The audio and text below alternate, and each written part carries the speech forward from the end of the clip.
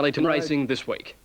Caulfield Wednesday. Watch the extreme outside stall. Royal Breed was still out of the gate when the starter said go. He squeezed through but lost a lot of ground. However, his backers did get their money back. It didn't take his trainer Ollie Cox long to make up. 2 races later, Melandi was back from 7s to 7-2.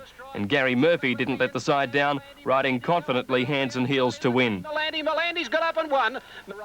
And the ladies were again to the fore when Kerry Ferrugia landed her second city winner on Popeye Jack, trained by her father Mario. Kerry is one of the leading riders at Sale, but her city opportunities are few and far between. And Popeye Jack is going to come on and get the money. Scored 2. In 1984, Black Knight was the toast of the town, giving George Hanlon his 3rd Melbourne Cup and Peter Cook his 2nd.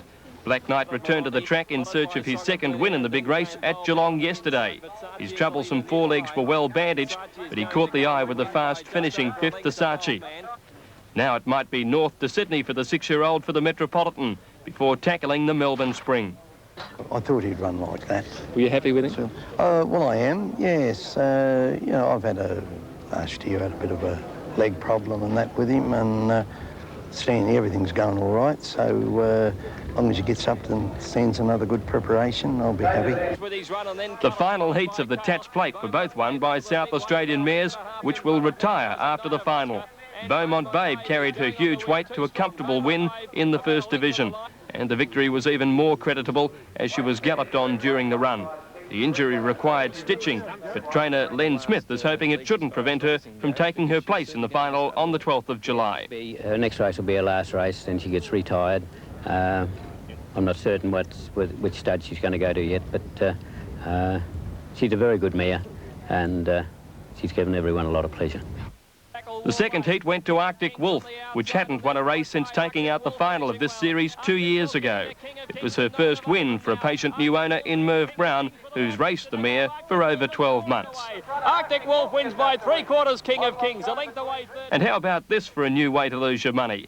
Jackman in the intermediate at Geelong yesterday, drawn in the middle of the field. Didn't go as far as expected. Well, there's no guessing for what P. Malin said after that little episode. That's some of the things that can happen in racing. Okay, in the weeks to come, we'll be catching up with a few of the best steeplechasing mares that have graced our turf in recent times. We'll also be having a chat to Rod Johnson and Murray Cox, who's the retiring secretary, in the next few weeks. And also we'll have a preview, of course, of the Grand Nationals coming up next week. The hurdle on Saturday, and the steeple, of course, the week after that on the 12th of July. Hope we've managed to find a few winners for you. The best bet all week, of course, is Williamstown to beat Brunswick on Sunday. Good night.